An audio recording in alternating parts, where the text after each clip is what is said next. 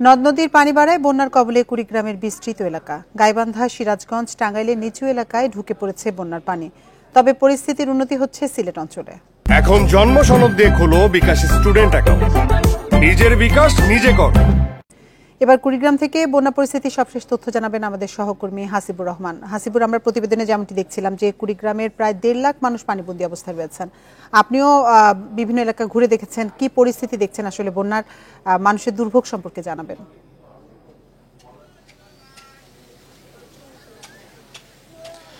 স্থানীয় লোকদের যে অভিজ্ঞতা তা থেকে মনে হচ্ছে যে আগামী দিনগুলোতে কুড়িগ্রামের যারা মানুষ রয়েছেন তাদের দুর্ভোগ আরো বাড়বে, কারণ এখানকার নদীর যে হিসাব কিতাব সেটা একটু ভিন্ন। সাধারণত ধরলা, তিস্তা বা এইরকম যেসব বড় বড় নদ নদী রয়েছে, আপনি জানেন যে কুড়িগ্রামে মোট 16টি নদ নদী রয়েছে, সেগুলোর পানি সাধারণত ব্রহ্মপুত্র দিয়েই নিচের দিকে নামে, অর্থাৎ ভাটির দিকে যায়।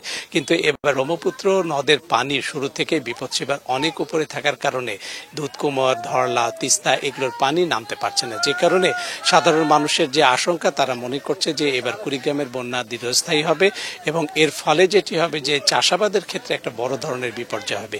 একই সাথে তারা মনে করছেন যে দীর্ঘ সময় কোনো কর্ম না থাকায় এখানকার মানুষের যে আর্থসামাজিক অবস্থা সেটি একেবারে মানবেতর পর্যায়ে পৌঁছতে পারে, সেক্ষেত্রে তারা ঋণগ্রস্ত হয়ে যাবে, এরকম আশঙ্কার কথা বলছে। এবং তারা এটি উদাহরণ হিসেবে দাঁড় করার চেষ্টা করছে যে 2017 সালেও ঠিক একই রকম অবস্থা হয়েছিল। হঠাৎ করেই বন্যার পানি ধীরে ধীরে বাড়তে শুরু করে এইসব ছোট ছোট নদীতে, এবং সেটি বেশ কিছুদিন ধরেই ছিল, যার ফলে এখানকার যে পরিস্থিতি কুড়িগ্রামের সেটি বেশ ভয়াবহ রূপ নেয়। এবারও ঠিক তেমনটাই হচ্ছে বলে তারা মনে করছেন। আর আজকে আমি বিভিন্ন এলাকায় গেছি, বেশ করে যাত্রাপুর, আপনি জানেন যে দিক দিয়ে ব্রহ্মপুত্র বাংলাদেশে প্রবেশ করেছে ভারত দিয়ে, আমি সেই অংশটা ছিলাম, একদম সীমান্ত ঘেঁষা এলাকায় গিয়েছি। সেখানেকার মানুষের যে দুরবস্থা আমি দেখতে পেয়েছি সে বলা যায় যে সত্যি মানবেতর।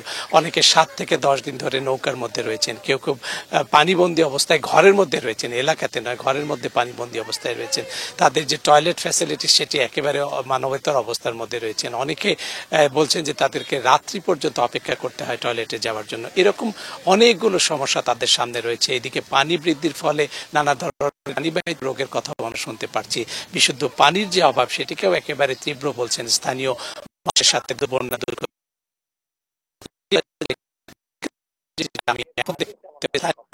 বলছেন সেটি এর আগে তেমন ভাবে কখনো আমার সামনে আসেনি, এলাকার মানুষও বলেননি।